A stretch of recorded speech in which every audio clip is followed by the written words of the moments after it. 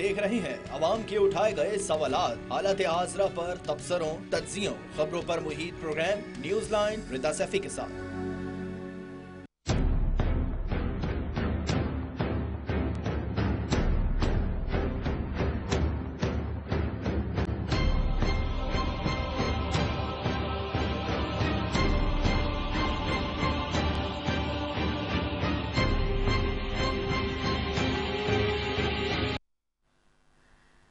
अस्सलाम वालेकुम, मैं हूँ रिदा सैफी। नाज़रीन, आज के खुसूसी प्रोग्राम में हम बात करेंगे कैसे इंसानी अलमी की जो दिहाइयों से जारी है लेकिन आज एक नए मोड़ पर खड़ा दिखाई दे रहा है। जी हाँ, बात कर रहे हैं फ़लस्तीन की।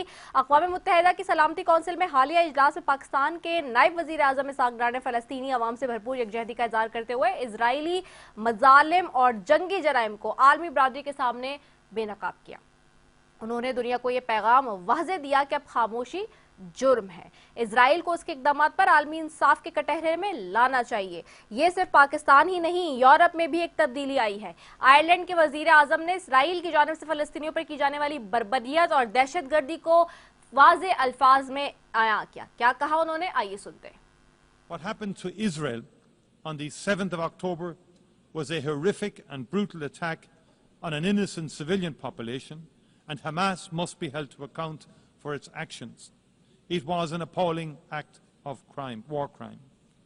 But it cannot justify what has happened since. More than 65,000 people killed in Gaza. Horrifically, more than 20,000 of them children. The use of food as a weapon of war, with scarcity becoming hunger, becoming famine. Hospitals attacked, homes and schools destroyed. Thousands of years of culture wiped out. इसके साथ साथ बरतानिया, Canada और Australia के बाद अब France ने भी फ़लस्तीन को बतौर रियासत तस्लीम करने का ऐलान कर दिया है। फ्रांसीसी सदर एमैनुअल मैक्रोन ने इस ऐलान के साथ साथ एक दिलचस्प बयान भी दिया कि अमेरिकी सदर डोनाल्ड ट्रंप सिर्फ उसी वक्त नोबेल अमन इनाम के मुस्तहक होंगे कि अगर वो इजराइल और फ़लस्तीन के दरमियान जारी तनाज़े का खात्मा करवा सकें। उन्होंने अमेरिकी सदर के साथ बैठकर ये भी कहा कि हमास के टॉप लीडर्स को मार दिया गया, फिर भी क्या हासिल हुआ, क्या मिल गया ये सब करके। 2 साल जंग को हो गए हैं, उसके बाद भी खातिर ख्वाह नताइज सामने नहीं आए। सुने मैक्रोन साहब क्या कहते हैं। Almost 2 years of war. What is the result? Once again, they killed the top leaders of Hamas. It works. This is a great achievement. But at the same time, you have as many Hamas fighters as you had the first day. So it doesn't work to dismantle the Hamas. This is not the right. ये बयान सिर्फ एक सियासी जुमला नहीं है अगर देखा जाए, बल्कि बैन सतूर ये इंदिया भी दिया है कि अब दुनिया में अमन की असल कीमत मांग रही है। अल्फाज नहीं, अमल चाहिए, एक्शन चाहिए। इसी तनाजुर में अमरीकी सदर की मुलाकात भी खासी अहम रही, जिसमें वजीर आजम शहबाज शरीफ समेत तुर्किया, सऊदी अरब, मुत्तहिदा अरब अमारात, मिस्र, उर्दन, कतर और इंडोनेशिया के सरबराहान शरीक हुए। ट्रंप ने इस मुलाकात को कामयाब करार दिया, मगर सवाल यह है कि इस कामयाबी का पैमाना क्या था और इसको तय कैसे करना है। इसी सब पे बात करेंगे। मेरे साथ सबसे पहले जी स्टूडियो में मौजूद हैं major general retired Samaresh Salik साहब हैं, दिफाई तजज़ियाकार हैं, आपको भी खुशामदीद कहूंगी। मेरे साथ जॉर्ज सलीम साहब हैं, पाकिस्तानी सफीर हैं। आप दोनों मौजूद मेहमानों का बेहद शुक्रिया कि आपने अपना कीमती वक्त हमारे लिए निकाला। जनरल सालिक साहब, आपकी तरफ पे होंगी। सर, आलमी सतह पर पाकिस्तान की आवाज़ में कितना वजन आया है, आप कैसे देखते हैं इस सारी डेवलपमेंट को? रिदा, थैंक यू वेरी मच, आपने मुझे प्रोग्राम में लिया। देखें, मई 2025 में पाकिस्तान ने जिस तरीके से एक रीजनल ताकत को शिकस्त दी, उसके बाद से दुनिया पाकिस्तान को एक डिफरेंट नज़र से देख रही है। और वो जो पाकिस्तान ने जिस तरीके से मार का हक जीता, जिसको मैं कहता हूँ कि स्ट्रेटजिक रीबर्थ ऑफ पाकिस्तान, उसके बाद से पाकिस्तान का जो वज़न है वो बड़ा है, पाकिस्तान का स्ट्रेचर बड़ा है। जबकि इंडिया जो है उसका इरादे कुछ और थे, वो स्ट्रेचर को डेंट देना चाहता था, तो पाकिस्तान ने स्ट्रेचर में गेन किया और इंडिया ने स्ट्रेचर में लूज़ किया। उस कामयाबी की वजह से आज दुनिया जो है वो पाकिस्तान को डिफरेंट अंदाज से देख रही है। और मैं यहाँ तक कहना चाहूँगा कि ये जो सऊदी अरबिया के साथ हमारा एग्रीमेंट हुआ है, ये भी उसी सिलसिले की कड़ी है, क्योंकि अभी सऊदी अरबिया को एक डिफरेंट ट्रस्ट है पाकिस्तान के ऊपर कि पाकिस्तान वो उसके दफा के लिए उसकी मदद कर सकता है। तो डेफिनेटली वज़न में बहुत बेहतरी आई है। ठीक हो गया है, बहुत बेहतरी आई है। आपकी तरफ आऊँगी, जौहर सलीम साहब, आपकी तरफ आऊँगी। सर, آپ کیسے دیکھتے ہیں اس ساری سچویشن کو جو اب ہم دیکھ رہے ہیں کہ اقوام متحدہ کے سلامتی کونسل میں جو حالیہ اجلاس میں نائب وزیر اعظم اسحاق ڈار صاحب نے گفتگو کی ہے، پھر اس کے بعد ٹرمپ کی جو ملاقات ہم دیکھ رہے ہیں کہ سارے جو ہے وہ مسلم ممالک کے سربراہان سے ہوئی ہے، وزیر اعظم شہباز شریف اور اسحاق ڈار صاحب کی بھی ایک ریئر ملاقات جو کہ نظر نہیں آتی اس طرح سے ہو گئی ہے، اور بڑی اچھی ڈیولپمنٹ ہمیں اس ساری صورتحال میں نظر آ رہی ہے. آپ اس سارے سیناریو کو کیسے دیکھتے ہیں سر؟ بلدين شقيقين دائما جی سر. جی یہ بڑی ظاہر ہے کہ یہ بڑی ہیکٹک ڈپلومیسی ہے اس وقت یو این جی اے میں، اور یہ یونائٹڈ نیشن جب جنرل اسمبلی کا سیشن ہوتا ہے تو اس میں ہمیشہ جب بھی پاکستان جاتا ہے تو اس میں دو قسم کی ڈپلومیسی ہوتی ہے نا. ایک تو وہ جہاں پہ پاکستان کی جو ایک جو تقریر ہوتی ہے جو سارے سربراہان مملکت اور سربراہان حکومت کرتے ہیں وہاں پہ، جس میں اپنی اپنی پوزیشن وہ فورن پالیسی پہ ملک جو ہیں وہ واضح کرتے ہیں، اور اس میں جو اس وقت اہم ترین ایشوز ہوتے ہیں دنیا میں اس کے حوالے سے اس کے تناظر سے اپنا موقف پیش کرتے ہیں. تو پاکستان بھی ہمیشہ ایسا کرتا ہے. اس بار بھی اس میں جو اہم ترین چیزیں ہیں وہ ظاہر ہے کشمیر کو ریٹریٹ کیا جاتا ہے، جو ہمارا جموں کشمیر ڈسپیوٹ پہ موقف ہے، پوزیشن ہے.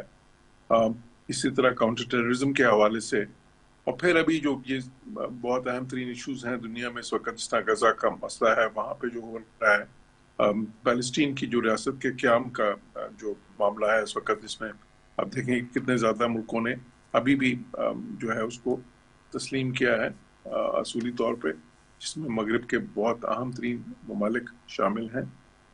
تو اس پہ بھی پھر دوسری طرف جو ہے بائیلیٹرل میٹنگز ہوتی ہیں آن دا سائڈ لائنز، تو وہ بھی بہت اہم ہوتی ہیں. اس بار تو پریزیڈنٹ ٹرمپ سے بھی ظاہر ہے جو میٹنگ ہوئی ہے مسلمان ملکوں کے سربراہان کی، وہ بھی ظاہر ہے اس میں غزہ کے حوالے سے باقی جو اہم ترین ایشوز اس وقت جو ہیں دنیا کو درپیش ہیں ان کے حوالے سے بات ہوئی ہے. تو ظاہر ہے کہ یہ جو ہے، اور پھر یونائٹڈ نیشن سیکورٹی کاؤنسل کی اگر بات کریں تو پاکستان وہاں کا اس وقت غیر مستقل اس وقت وہاں پہ جو ہے ممبر بھی ہے 2 سال کی ٹرم کے لیے. تو سلامتی کونسل میں تو صرف 15 ملک ہوتے ہیں، 5 تو وہ ہیں جو مستقل اس کے ممبرز ہیں جو P5 ہیں، اور باقی جو 10 ہیں وہ الیکٹڈ ہوتے ہیں 2 سال کے لیے، جس میں اس وقت پاکستان بھی ہے. تو وہاں پہ پاکستان صرف نہیں بلکہ پوری مسلم دنیا کا اس وقت جو ایک قسم کا وہ مقدمہ بھی پیش کرتا ہے یہ سارے جو اہم ترین ایشوز ہیں اس کے حوالے سے. تو بالکل یہ جو ہے ایک بڑا انتہائی اہم ترین فورم ہے دنیا کا، اور وہاں پہ اس وقت جو بہت ہی زیادہ جو سب سے متنازع ایشوز ہیں اور سب سے اہم ایشوز ہیں اس پہ بات ہو رہی ہے. تو اس حوالے سے پاکستان جو ہے بیکاز وہ ایک اہم ملک ہے دنیا کا، پانچواں بڑا ملک ہے آبادی کے لحاظ سے، پھر اپنے خطے میں بھی پاکستان کی ایک بہت نمایاں حیثیت ہے، پھر مسلمان دنیا میں بہت ہی نمایاں حیثیت ہے، پھر ایک نیوکلیر پاور بھی ہے.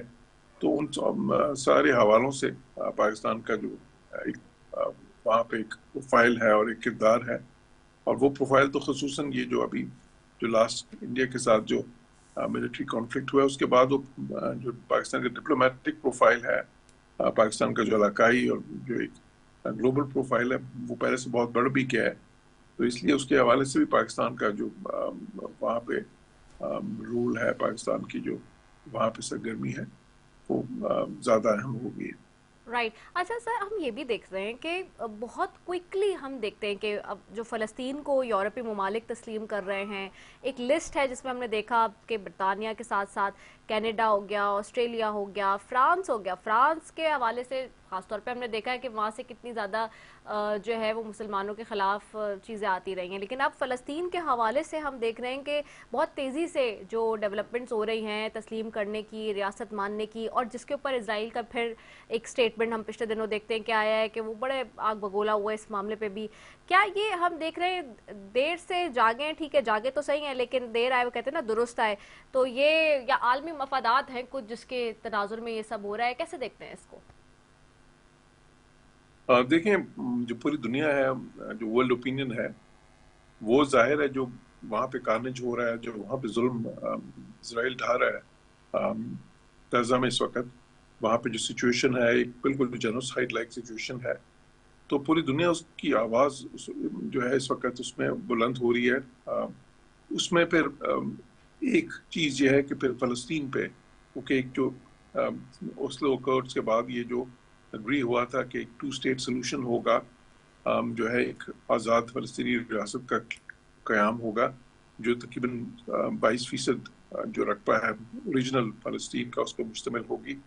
حالانکہ دیکھیں کہ اب فلسطینوں نے اس پہ بھی مان لیا تھا کہ صرف 22% جو اصل تھا 1947 میں مثال کے طور پہ، لیکن اسرائیل تو اب اس کے لیے بھی تیار نہیں.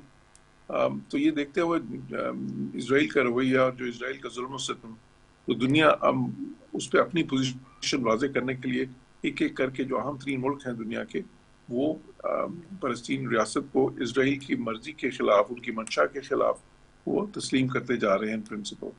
تو 160 سے زیادہ ملک اس وقت جو ہے 3/4 جو ملک ہیں جو ممبرس ہیں یونائٹڈ نیشنز کے، وہ اس کو تسلیم کر چکے ہیں. اس سے اسرائیل کے اوپر پریشر میں بہت زیادہ اضافہ تو ہوتا ہے، امریکہ کے اوپر بھی بہت زیادہ جو ہے نا پریشر اس پہ آتا ہے. اسی لیے تو آپ نے دیکھا کہ ٹرمپ نے اپنی تقریر میں اس کی مخالفت کی ہے اس وقت، کیونکہ امریکہ تو ابھی بھی اسرائیل کے ساتھ کھڑا ہے. تو اور اسرائیل بھی ظاہر ہے کہ وہ جو ہے وہ تو یہ کہہ رہے ہیں کہ یہ تو ان کو تسلیم کرنا جو ایسے ہی ہے جس طرح کہ آپ جو حماس نے ان کے بقول جو دہشت گردی کی ہے اس کی حمایت کریں.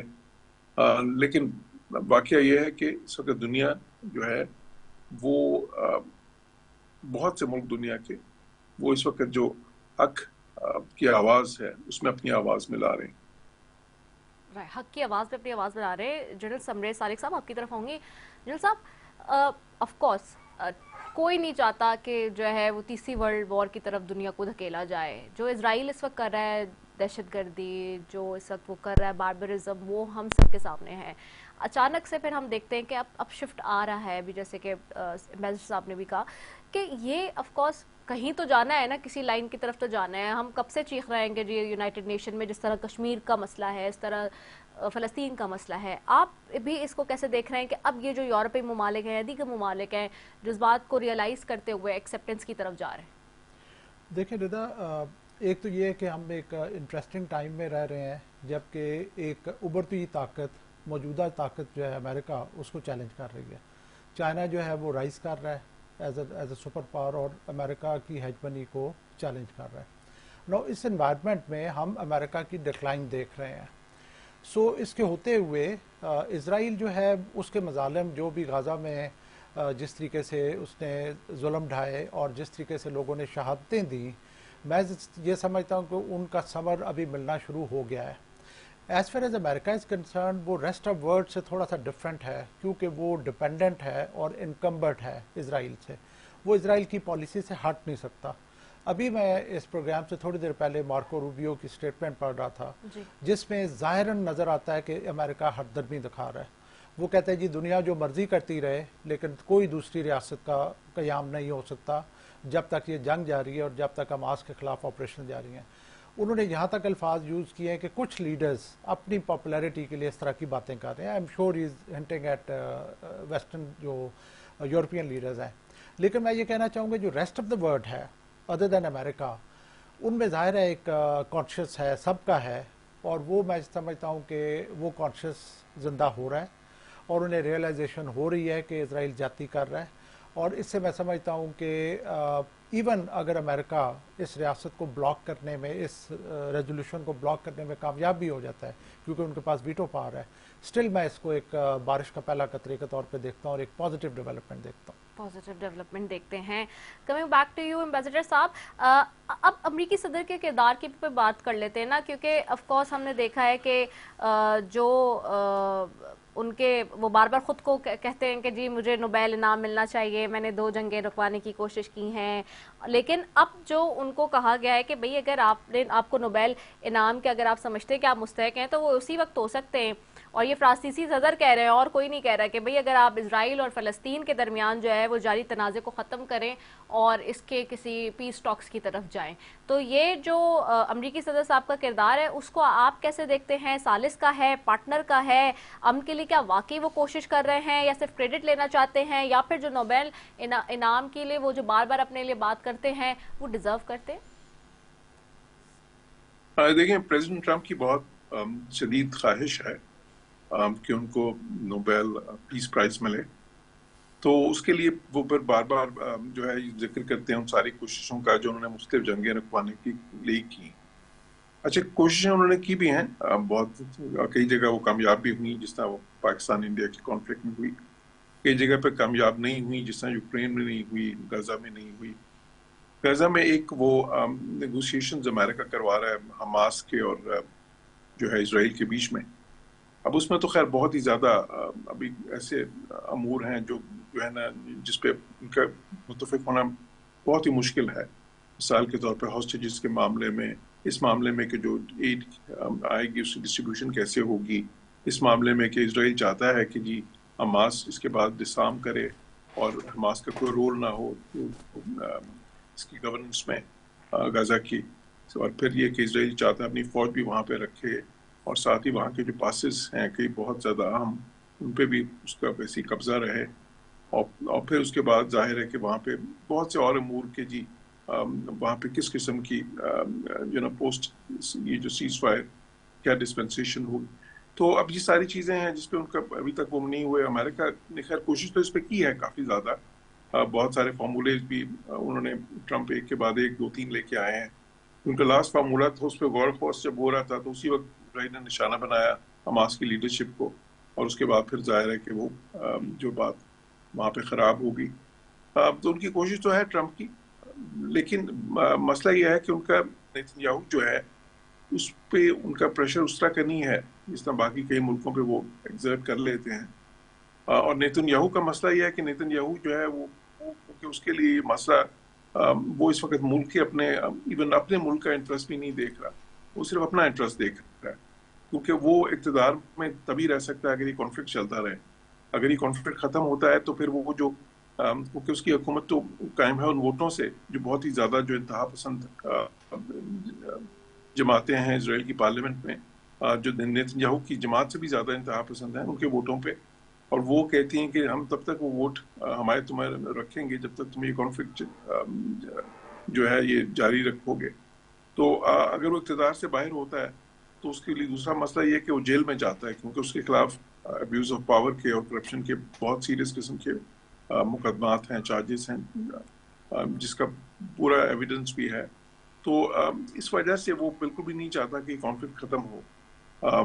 حالانکہ اسرائیل میں دیکھیں, اسرائیل کے اندر خود اتنے زیادہ مظاہرے ہوئے ہیں, وہاں پہ لاکھوں کی تعداد میں لوگوں نے مظاہرے کیے ہیں کہ ختم کرو اس کو, لیکن وہ اس کو سوٹ نہیں کرتا.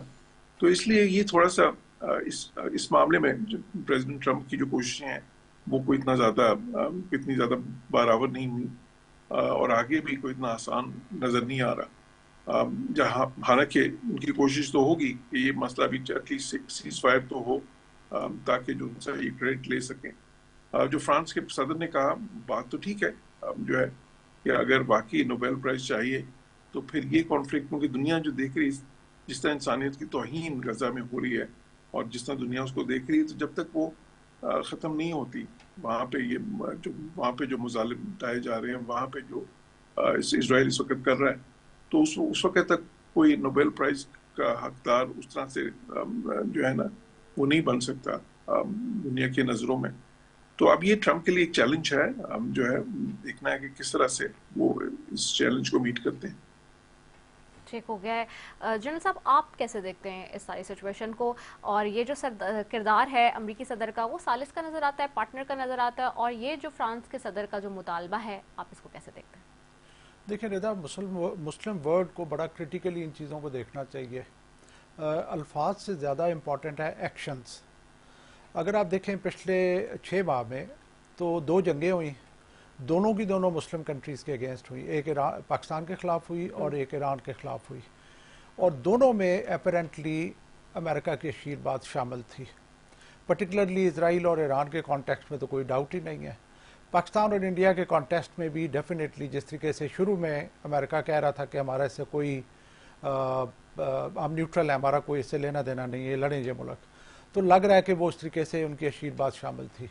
उसके बाद जो दो बड़े कॉन्फ्लिक्ट हैं जो मुस्लिम वर्ल्ड को इम्पैक्ट करते हैं, एक कश्मीर और दूसरा पैलेस्टाइन, उसके ऊपर एटीट्यूड देख लें कि यूएस का और प्रेसिडेंट ट्रंप का क्या है। बाकी दुनिया में जितने मर्जी वो कॉन्फ्लिक्ट कम करते रहे, बट जहाँ तक मुस्लिम वर्ल्ड है तो मुस्लिम वर्ल्ड तो बुरी तरीके से अफेक्टेड है अमेरिकन पॉलिसीज़ की वजह से। एक तरफ मुस्लिम वर्ल्ड की बेहिसी भी रही, तो प्रेसिडेंट ट्रंप की ख्वाहिश ज़रूर है, लेकिन मैं ये समझता हूँ कि ये ज़्यादा अल्फाज हैं, एक्शंस कम हैं। अगर वो जनरली ये बिलीव करते हैं कि वो डिज़र्व करते हैं नोबेल प्राइज़, तो मैं ये समझता हूँ कि मुस्लिम वर्ल्ड के जो मसाइल हैं, जो हमारे जो दो बड़े कॉन्फ्लिक्ट हैं, उनको रिजॉल्व करने में उन्हें मेजर रोल अदा करना चाहिए।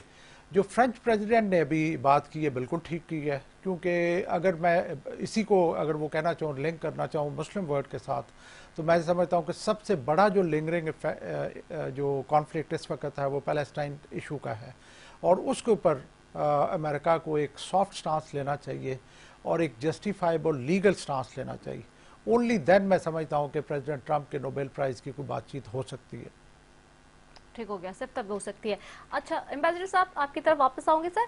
अब हम इस सारी सिचुएशन में अगर मुस्लिम ममालिक का मौक़िफ़ देखें तो वो कितना मजबूत होगा जब ये जो दूसरे यूरोपीय ममालिक हैं, दीगर ममालिक हैं जो वो कर रहे हैं तस्लीम। सेकेंडली, इस सारी सूरत हाल में और फिर क्या ये इत्तेहाद किसी अमली हिकमत अमली में बदल रहा है जो मुस्लिम ममालिक का मौक़िफ़ है, और फिर अब पाकिस्तान की जो पोजीशन है उसके बाद तो बिल्कुल इंटायरली हम देख रहे हैं चीज़ें और डिफरेंट होती जा रही हैं।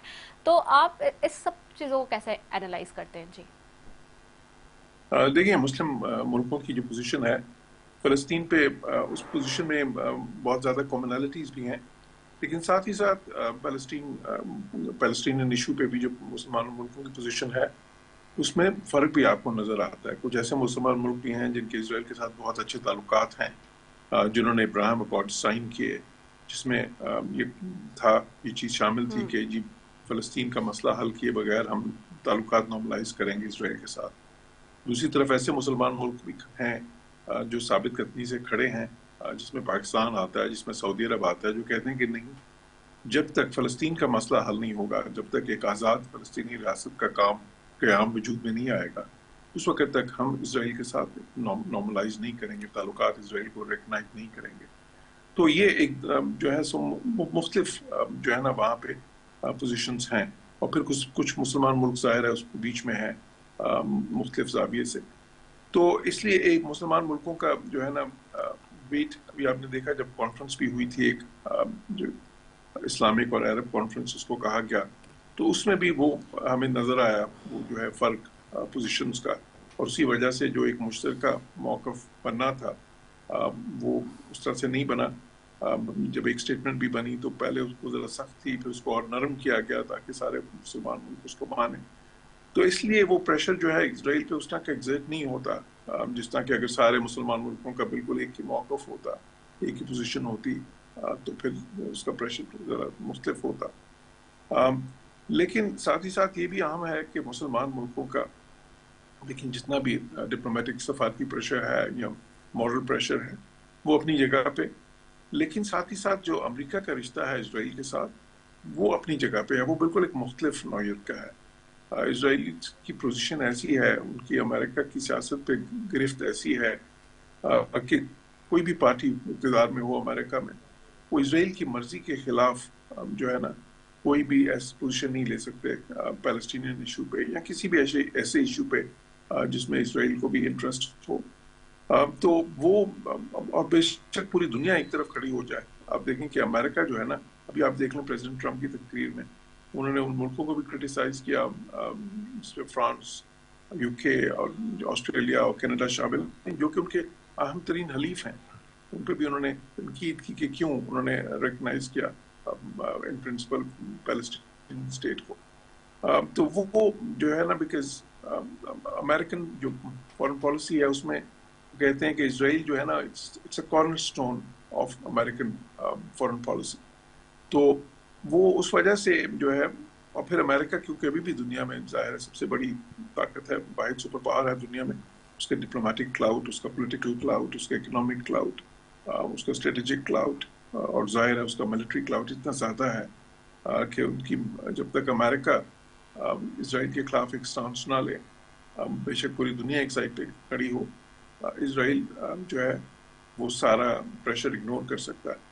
تو اب یہ دیکھنا ہے کہ پریزیڈنٹ ٹرمپ جو ہے وہ کس حد تک جاتے ہیں اور کس حد تک وہ کوشش کرتے ہیں کہ اسرائیل پہ پریشر ڈال کے ایک کم از کم ایک سیز فائر اس وقت کروائیں. جو ہے وہ چاہتے ہیں, ان کی بالکل ہے, لیکن ساتھ ہی ساتھ جو جس سے میں نے کہا کہ اسرائیل کی پوزیشن امریکہ میں ایسی ہے, جو اسرائیل امریکہ کی سیاست میں, کہ وہ جو ہے اپنی مرضی جو ہے ہمیشہ کر جاتے ہیں وہاں پہ.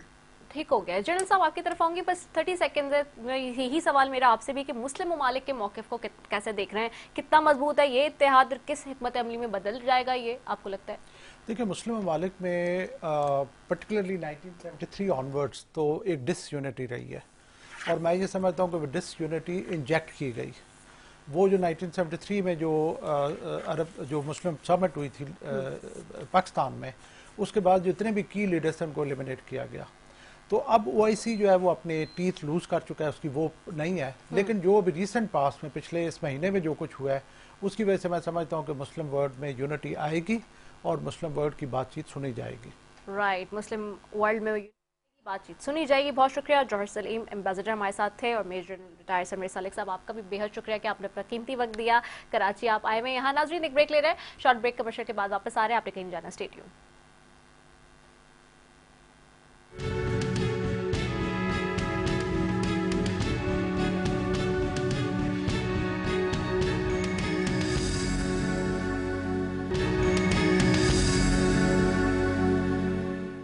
ویلکم بیک ناظرین. اور بریک پہ جانے سے پہلے ہم بات کر رہے تھے سابق پاکستانی سفیر جوہر سلیم صاحب سے اور میجر جنرل ریٹائر سمیر سالک صاحب سے, اور اب ہمیں جوائن کیا ہے اسی موضوع پہ بات کرنے کے لیے جنرل ریٹائر زاہد محمود ہیں, دفاعی تجزیہکار ہیں. ان کو بھی پروگرام میں خوش آمدید کہیں گے. Thank you so very much sir for giving us your valuable time.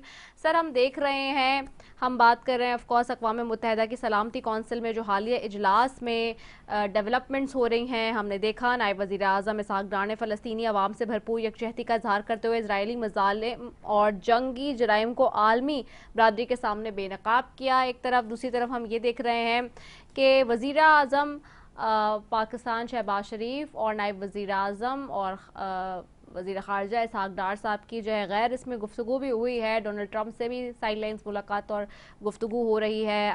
اب ڈیولپمنٹ مزید یہ بھی ہے, ہم یہ بھی دیکھ رہے ہیں کہ پاک سعودیہ معاہدے کو مسلم ممالک کے تعاون سے علاقائی سیکیورٹی کے جامع نظام کی ایک شروعات ہے.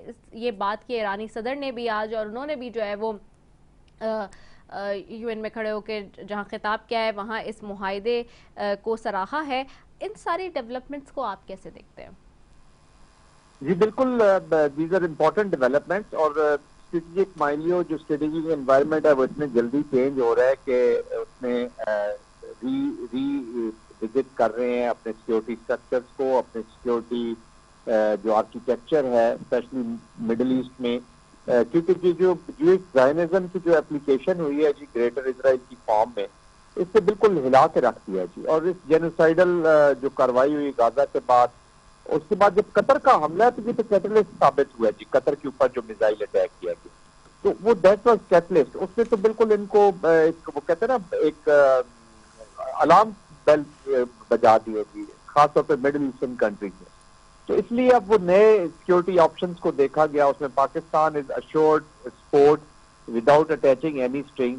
تو وہ پاکستان کے ساتھ سعودی عرب کا معاہدہ ہوا. اب پریزیڈنٹ ٹرمپ ہیں وہ شو تو یہی کر رہے ہیں کہ جی وہ وارز کو ختم کرانے کے کانٹیکسٹ میں بات چیت کرتے ہیں, لیکن جہاں تک غازہ کا تعلق ہے اس کو بالکل اگنور کیا جا رہا ہے.